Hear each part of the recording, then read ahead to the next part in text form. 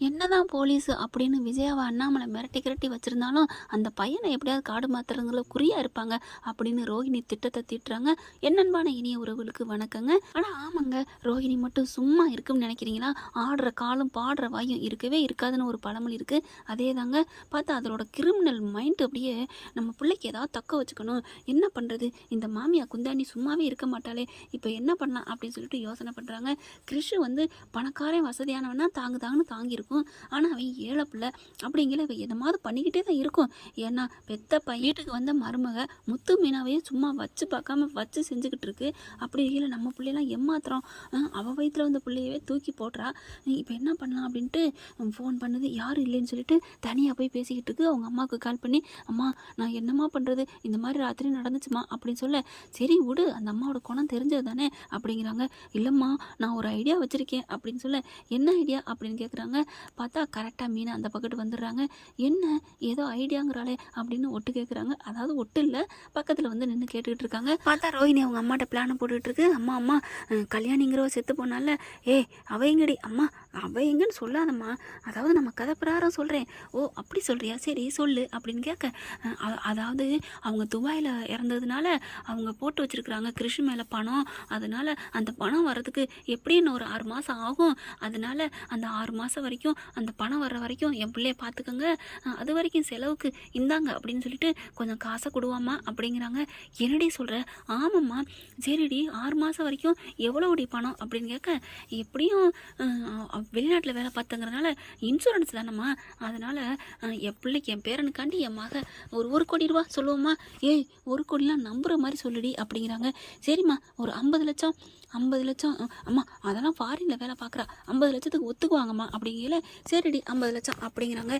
ஓகேம்மா 50 லட்சம் கிருஷி பேருக்கு வரப்போகுது, இன்னும் 6 மாதம் கழிச்சு அது வந்தோன்னே உங்ககிட்டே கொடுத்துட்றேன். ஆனால் இப்போதைக்கு இந்த 1 லட்சம் செலவுக்கு வச்சுக்கோங்கன்னு என் மாமியாக்காரி கையில் கொடுமா அப்படின்னு கேட்க, ஏண்டி 1 லட்ச ரூபாய்க்கு நான் எங்கடி போவேன்? ஏண்டி கல்யாணி இப்படிலாம் என்னை அம்மா போட்டு வளைச்சி எடுக்கிற? அம்மா எனக்கு தெரியாதா?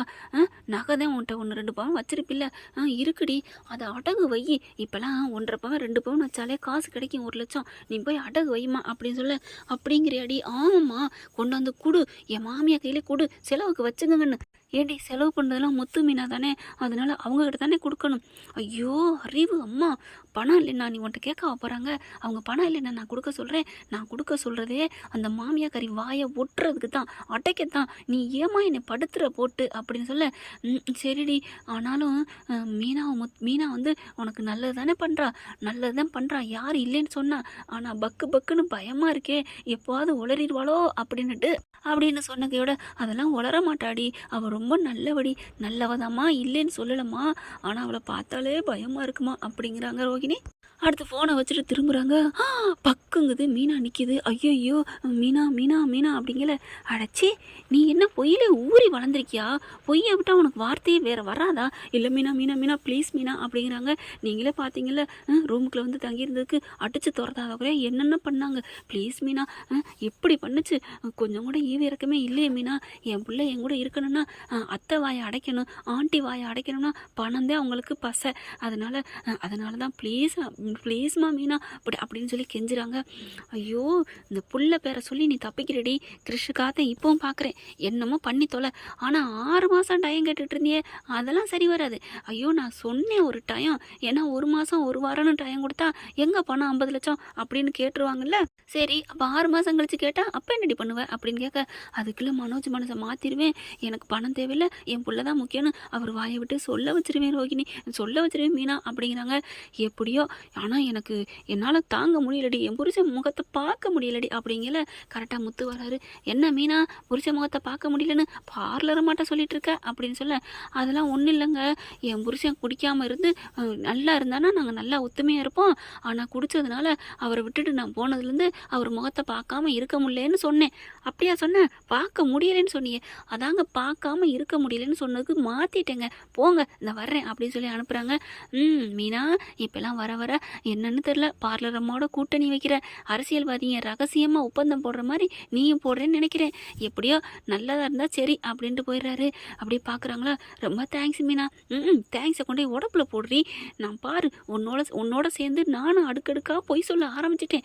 ஐயோ, இதைத்தான் சொல்லுவாங்களா, பூவோடு சேர்ந்து நாரும் மனம் பெருண்டு உங்கூட சேர்ந்து உங்ககிட்ட தப்பாக சொல்லிட்டேன்டி. இதுக்கு வேற பழமொழி தாண்டி இருக்குது, கன்றோடு சேர்ந்து ஏதோ தின்னுன்னு சொல்லுவாங்க, அந்த மாதிரி நானும் ஆயிட்டேன் அப்படின்ட்டு போகிறாங்க. ஐயோ, இவ வேற படுத்துறாளே அப்படின்னு நினச்சிட்டு இருக்கு. அடுத்து பார்த்தா அவங்க அம்மாவும் வந்துடுதுங்க. மக சொன்னோன்னு டான்னு வந்து நிற்கிது. ஏதோ ஃபைல் மாதிரி கொண்டாந்து கொடுக்குது. என்னவா அப்படிங்கல, எல்லாரும் வாங்க அப்படிங்கல, எல்லாரும் வந்துடுறாங்க. வாங்கம்மா வாங்க அப்படிங்கல. ரோஹிணியை மீனா முறைச்சு பார்க்குது.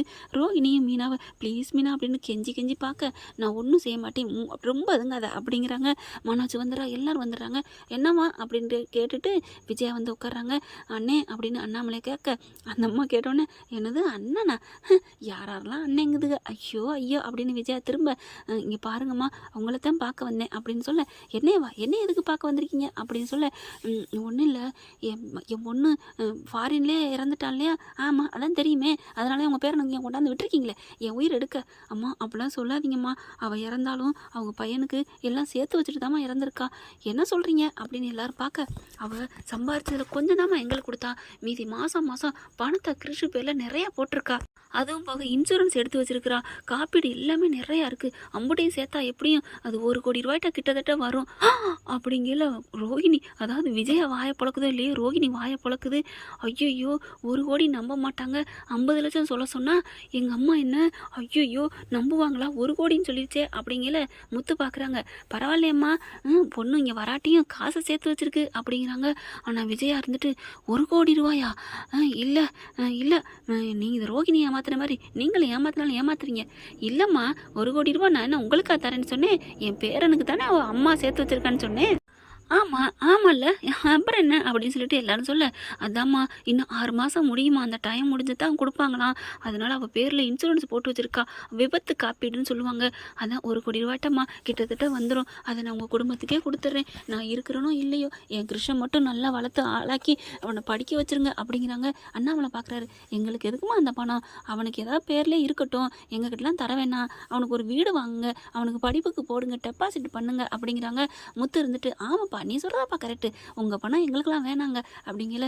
ரோஹிணியை பார்க்குது அவங்க அம்மா, பாத்தியாடி பணத்து மேலே ஒரு பொட்டுனாது ஆசை இருக்கா அந்த முத்து பிள்ளைக்கு, முத்து மாதிரி ஒரு தங்கமான பையன் நிழலில் இருக்க, நீலாம் கொடுத்து வைக்கணும்டி, உண்மையை சொல்லுடி நான் கேட்குறியா அப்படின்னு கண்ணாலே ஜாட சொல்ல, எல்லாம் அந்த ஆணியை நீ பிடுங்க வேணாம் எங்களுக்கு தெரியும், இன்னும் ப்ரொசீட் பண்ணு, காசை எடு அப்படின்னு ரோஹிணி ஜாட காமிக்க, உடனே என்ன பண்ணுறாங்க அந்த அம்மா, ரோஹிணி அம்மா, அப்புறம் 6 மாதம் கழிச்சு அந்த பணம் வரும், ஆனால் அது வரைக்கும், ஆனால் விஜயா வாயை ஆண்ட வாக்கில் இருக்குது, அம்மா வாயை மூடுமா அப்படின்னு மனோஜ் வந்து சொல்ல, ஐயோ அப்படின்னு சொல்லி, எப்படியாவது இந்த 6 மாதத்தில் இந்த பயலை ஐஸ் வச்சு நடித்து அந்த 1 கோடி ரூபாயை நம்ம வாங்கணும் அப்படின்னு பிளானை போட, டே மனோஜ் அப்படின்னு குனிய சொல்லிட்டு, என்னம்மா அப்படின்னு கேட்க, டே இந்த 6 மாதத்துக்குள்ள அந்த பிள்ளைய உன் வலைக்கில் கொண்டு வாடா, நீ அப்பான்னு உன்னை சொல்ல வைக்கணும், அப்போ தானே அந்த பணம் நமக்கு வரும் அப்படிங்கிறத கரெக்டாக கேட்குறாங்க. அப்படியே ரோஹிணி அவங்க அம்மாவும் மீனாவும், பார்த்தீங்களா சொன்ன மாதிரியே பண பேய் வாயை திறந்துருச்சா அப்படின்னு ரோஹிணி சொல்ல, எல்லாத்தையும் கணிச்சு வச்சிருக்கடி, ஆனால் என்னத்தான் துவைச்சி எடுக்கிற அப்படின்னு மீனா ஜாடையில் சொல்லிக்கிறது. மனோஜ் வந்துட்டு, அம்மா கோடி கணக்கில் பணம் வருங்கிறக்காண்டிலாம் அவனெல்லாம் என் பிள்ளையா ஏற்றுக்க முடியாது மாட்டே, அம்மா சொன்னது நீ மறுத்து பேசியா, பேச மாட்டேன், ஆனால் டே 1 கோடி ரூபாடா, நம்மளே வளர்த்துக்குவோம், இன்னொரு வீடு வாங்குவோம், நீ பெரிய வீடு கனவு கண்டில்ல அப்படி இப்படின்னு சொல்ல, சரி இன்னும் என்ன சொல்ல போகுதுன்னு பார்ப்போம் அப்படிங்கிறாங்க. அந்த 6 மாதம் வர்ற வரைக்கும் இப்போ என் பிள்ளை செலவுக்காண்டி 1 லட்ச ரூபா நான் கையில் வச்சுருந்தேன், அதை உங்ககிட்ட கொடுத்துட்டு போகிறேன் அப்படின்னு விஜயாட்ட எந்திரிச்சு கொடுக்குறாங்க. மறுபடியுமா அப்படின்னு, 1 லட்சமா, ஆமாம்மா நீங்கள் தான் செலவழிச்சுக்கணும் அப்படிங்கல. டக்குன்னு முத்து வந்து, அதெல்லாம் வேணாம்மா அப்படின்னு வாங்கி அவங்ககிட்டே கொடுக்குறாங்க. அட படுபாவி நீ தான் சம்பாரிச்சு என் கையில் கொடுக்கல, யாரோ வழியில் போகிறவங்க கொடுக்குறாங்க, அதையும் கெடுக்கிறானே அப்படின்னு பார்க்க, அதெல்லாம் 1 பைசாவும் வேணாம், நீங்கள் கொண்டு போங்க, நாங்களாம் செலவு பண்ணுறோம் அப்படிங்கிறாங்க. டே நீ சும்மாருடா அப்படிங்கிறாங்க. ரோஹிணி வந்துட்டு, மீனா சொல்லுங்க அப்படிங்கிறாங்க. உடனே மீனா என்ன பண்ணுது, அதாவது ஜாடையிலே மெதுவாக பேசிக்கிறாங்க ரோஹிணி. முத்து முத்துவை பார்க்குறாங்க. ஏங்க சும்மா இருங்க அப்படின்னு சொல்லிட்டு இங்கே வாங்க அப்படின்னு கூட்டிகிட்டு போகிறாங்க. என்ன மீனா இங்கே பாருங்கள், உங்கள் அம்மா கிருஷா அடிக்காமல் உதைக்காமல் இருக்கணும்னா, திட்டாமல் இருக்கணும், அந்த காசை அவங்ககிட்ட கொடுப்போம், அது நமக்கு தேவையில்லைங்க. அவங்க வச்சுட்டு போகிறாங்க, அவங்க என்ன பண்ண போகிறாங்க, அந்த காசை மறுபடியும் எப்படியும் பீரோவில் தான் வைப்பாங்க, அந்த படிப்புக்குனே வாங்கிக்கலாங்க நம்ம கிருஷுக்குனே அப்படிங்கிறாங்களா. அப்போ கரெக்டாக சொல்கிறேன் மீனா, உண்மைதானா? இதெல்லாம் நடக்குமா? ஆமாங்க, உங்கள் அம்மா பார்த்தீங்களா பணம்னு சொன்னோன்னே ஆகுது. ஆமாம் மீனா, கரெக்டாக தான். அப்போ அந்த காசு அவங்ககிட்ட இருக்கட்டும், நீங்கள் வேணான்னு சொல்லாதீங்க ப்ளீஸுங்க, என் பொண்டாட்டி அப்பப்போ அறிவடி அப்படின்னு ஒரு முத்தம் கொடுக்குறாரு. சரி சரி வாங்க அப்படின்னு சொல்லி கூட்டிகிட்டு வந்தோடனே முத்து என்ன பண்ணுறாங்க, ரோஹிணி பார்க்குது என்ன அப்படிங்கிற அப்படின்னு மீனா சொல்ல, அதாவது கோவத்தோடு தான் இங்கே முத்து பார்க்குறாங்க. சரிப்பா அந்த பணத்தை வேணால் அம்மா வாங்கிக்கட்டும், ஏன்னா அந்த பயலுக்கு செலவுன்னு இருக்குல்ல, முக்கியமான செலவு வந்தால் ஆஸ்பத்திரி செலவு அப்படி இப்படின்னு வர வேணாம். ஆனாலும் ஒரு 1000 2000 எதுக்கோ ஒரு ஜோரம் வருது, அதுக்கு அம்மா தான் எடுத்து கொடுக்கணும் என்னம்மா அப்படிங்கல. ஆமாடா, நானே ஏதாவது ஜோரம் வைத்த வலி அப்படின்னா நான் காசை எடுத்து கொடுப்பேன்ல அப்படின்னு சொல்லிட்டு, காசை கொடுங்கம்மா கொடுங்க அப்படின்னு பட்டக்குன்னு பறிக்குது. அப்படியே கவ்விக்கிட்டு போகும்ல கையில் இருக்கிறத ஏதாவது, அந்த மாதிரி கவ்விக்கிட்டு போகுது. பா சரியான பணப்பேய் அப்படின்னு ரோஹிணி தலையில் அடிச்சுக்குது. அடுத்து நீங்கள் கவலையே படாதீங்க, உங்கள் பேரனை கண்ணுங்க அர்த்தமாக நான் பார்த்துக்கிறேன் அப்படின்ட்டு கிருஷி இங்கே வாடா அப்படின்னு கூப்பிட்டு மடியில் உட்கார வச்சுக்கிறது. மீனா போய் பால் கொண்டு வா, பிள்ளைக்கு பாவம் அப்படின்ட்டு, இல்லை ஏபிஜி ஜூஸ் எடுத்துகிட்டு வா அப்படின்னு எல்லாரும் வாயை பொழக்கிறாங்க. பாத்தியா மீனா, நான் சொன்னது சரியா பார்த்தீங்களா? பாருங்கள் நம்ம மாமியார் எப்படி கவனிக்கிறாங்க அப்படின்னு சொல்ல, முத்துக்கிட்ட என்ன சொன்னீங்க? அவங்க அம்மா கிட்ட சொன்னதான். என்னது பணத்துக்கு ஆசைப்பட்டாரா? அப்பெல்லாம் ஒன்றும் இல்லை, இந்த பணத்தை ஆசைப்பட்டா உங்கள் அம்மா ஈன்னு இழுக்கியும் கிருஷ்ண வந்து கொடுமைப்படுத்தாதுல்ல அப்படின்னு சொன்னேன். அந்த ஒரு நல்ல மனசுக்காக, அந்த வார்த்தைக்காக கட்டுப்பட்டார். பரவாயில்ல மீனா, உங்கள் புருஷன் ரொம்ப நல்லவர். ரெவடின்னு சொன்னீங்க மீனா, அதெல்லாம் ஏதோ என் சூழ்நிலையில் அப்படி சொல்லிட்டேன். இப்போ இனிமேல் நீங்கள் 2 பேரும் தான் எனக்கு தெய்வம் அப்படிங்கிறாங்க. சரி சரி போப்போ அப்படிங்கிறாங்க. அடுத்து பார்த்தா மீனா பார்த்த அந்த பிள்ளைய தூக்கி வச்சு விஜயா தாங்குதுங்க. என்ன ஃப்ரெண்ட், இப்படியும் கதை போகலன்னா போனால் நல்லா தான் இருக்கும். ஆனாலும் ரோஹிணிக்கு தண்டனை கொடுத்தே ஆகணுங்க, அப்போ தாங்க என் மனசு ஆறும். சிந்து பயிரில் சிந்துவுக்கு தண்டனை கொடுத்தா தான் மனசாருன்னு சொல்லுவாங்க இல்லையா, அதே கதை தான். மயிலுக்கு தண்டனை சரவணை கொடுத்துக்கிட்டு தான் இருக்காரு. கண்டிப்பாக அது நடக்கும், அதுக்கு நம்ம சொல்லணும்னு அவசியம் இல்லை. இந்த பற்றி உங்களுக்கு பிடிச்சிருந்துச்சுன்னா உங்கள் பொண்ணான கையில் ஒரு லைக்கை போட்டு சப்ஸ்கிரைப் பண்ணிடுங்க. Thank you friends.